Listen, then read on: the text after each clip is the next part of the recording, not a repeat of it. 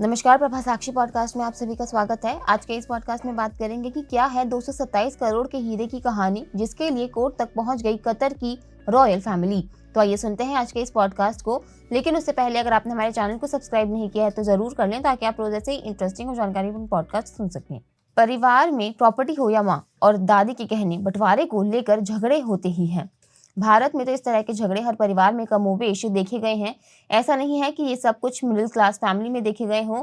ऐसे झगड़े रजवाड़े और परिवारों में भी देखने को खूब मिले हैं। राजस्थान का जयपुर घराना हो या फिर ग्वालियर घरानों की बात हो, प्रॉपर्टी को लेकर परिवारों में खूब झगड़ा हुआ है तो मामला कोर्ट तक पहुंचा है। लेकिन आज हम आपको बताने जा रहे हैं कि ये प्रॉपर्टी के झगड़े सिर्फ हमारे देश के घरानों में ही नहीं होते, बल्कि ये विदेशों और मिडिल ईस्ट के परिवारों में भी देखने को मिल रहा है। ऐसा ही एक मामला कतर के शाही खानदान का सामने आया है। कतर के शाही परिवार के शान शौकत से हर कोई वाकिफ है।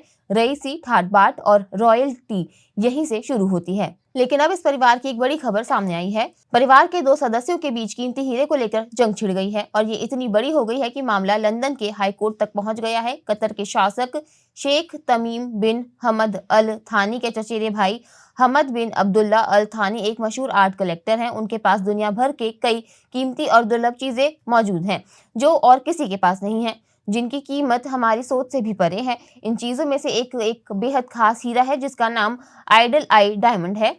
इस हीरे को लेकर शाही परिवार में भी विवाद हो गया है और ये झगड़ा इस हीरे की कीमत और उसे बेचने की सही दाम को लेकर है। हीरे के पीछे शाही परिवारों में लड़ाई। ये हीरा कोई आम हीरा नहीं है और जाहिर सी बात है कि जब इसे लेकर शेख के बीच झगड़ा हो सकता है तो इसमें कुछ तो खास बात होगी। शेख हमद बिन अब्दुल्ला अल थानी की कंपनी QIPCO है और इस कंपनी के पास ये हीरा है। इस हीरे की कीमत लाखों डॉलर में है। ये हीरा 70 कैरेट का है। आइडल हीरा पहले शेख सऊद ने शेख हमद को उधार दिया था। शेख सऊद 1957 से 2005 तक कतर की संस्कृति मंत्री रहे थे।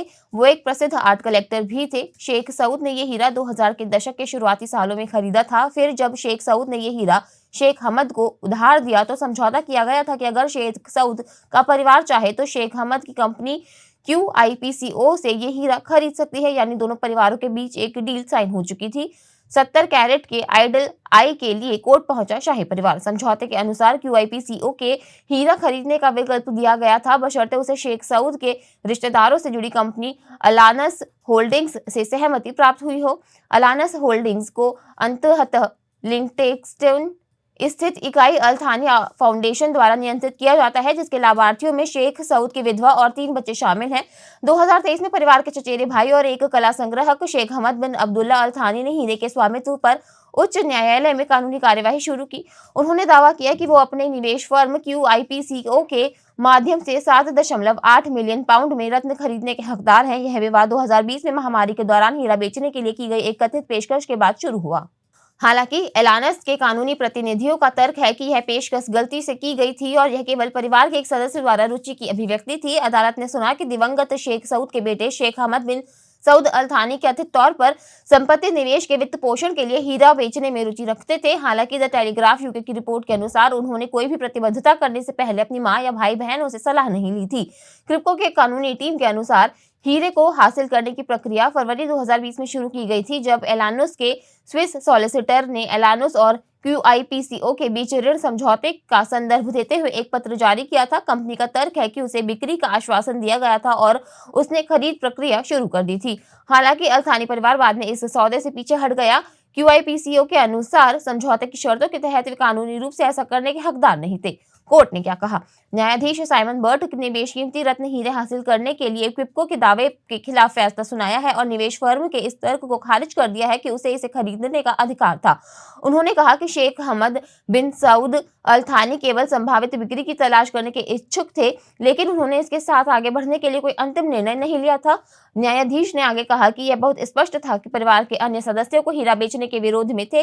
उन्होंने कहा, भले ही एक सदस्य ने बेचने की इच्छा व्यक्त की हो, उनके विचार का श्रेय एलानस होल्डिंग्स को नहीं दिया जा सकता, जो कि कानूनी तौर पर रत्न का मालिक है।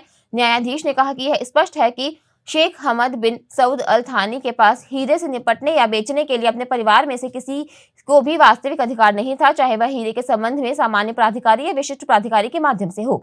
उन्होंने निष्कर्ष निकाला कि उनकी बेचने की इच्छा नहीं थी। अगर उन्होंने ऐसा किया भी तो इसे साझा नहीं किया गया और इसका श्रेय परिवार को नहीं दिया जा सकता या फाउंडेशन को नहीं दिया जा सकता। आज के लिए इतना ही। अगले पॉडकास्ट में किसी और मुद्दे पर देंगे आपको विस्तृत जानकारी। तब तक के लिए जुड़े रहें प्रभा साक्षी के साथ।